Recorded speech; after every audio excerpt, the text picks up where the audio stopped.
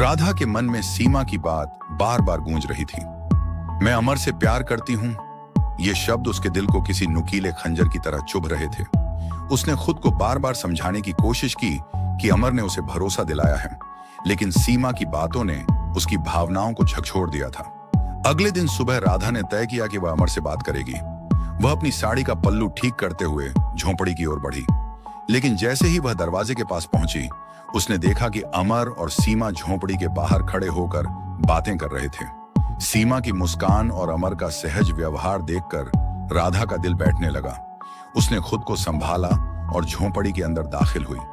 अमर ने उसे देखा और तुरंत मुस्कुराते हुए कहा, राधा, तुम इतनी सुबह यहां, कुछ खास बात है? राधा ने जबरदस्ती मुस्कुराते हुए जवाब दिया, हाँ, कुछ खास बात करनी थी, पर पहले तुम्हारी बातें खत्म हो जाएं। सीमा ने राधा की ओर देखा और कहा, अच्छा राधा, मैं चलती हूं, बाद में मिलते हैं। सीमा के जाते ही राधा ने गंभीर स्वर में अमर से कहा, अमर, मुझे तुमसे कुछ जरूरी बात करनी है। अमर ने थोड़ा चिंतित होकर कहा, क्या हुआ राधा, तुम इतनी परेशान क्यों लग रही हो? राधा ने बिना वक्त गंवाए कहा, सीमा से तुम्हारी दोस्ती के बारे में मैं कुछ ज्यादा ही सोचने लगी हूं।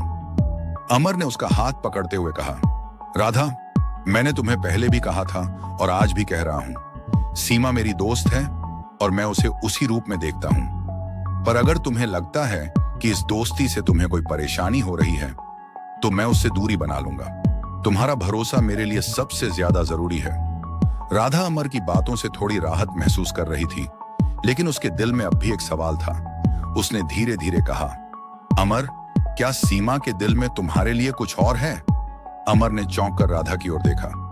ये तुम कैसे कह सकती हो राधा? राधा ने सीमा के साथ हुई अपनी बातचीत के बारे में सब कुछ बता दिया।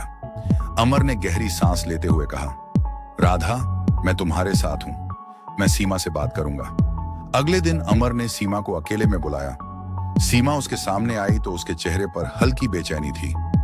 अमर ने बिना भूमिका के कहा, सीमा, क्या यह सच है कि तुम मुझसे प्यार करती हो? सीमा ने एक पल के लिए कुछ नहीं कहा। उसकी आंखों में आंसू थे और उसके होंठ कांप रहे थे। फिर उसने धीरे से कहा, हाँ अमर, लेकिन मुझे पता है कि यह गलत है। मैं राधा और तुम्हारे बीच कभी नहीं आऊंगी। अमर ने गहरी सांस ली और कहा, सीमा, तुम्हारे दिल की बात जानकर मुझे दुख हुआ, लेकिन मैं तुम्हें सच बताना चाहता हूं। मेरा दिल सिर्फ राधा के लिए धड़कता है। मैं तुम्हें एक दोस्त की तरह हमेशा मानता रहूंगा, लेकिन इससे ज्यादा कुछ नहीं।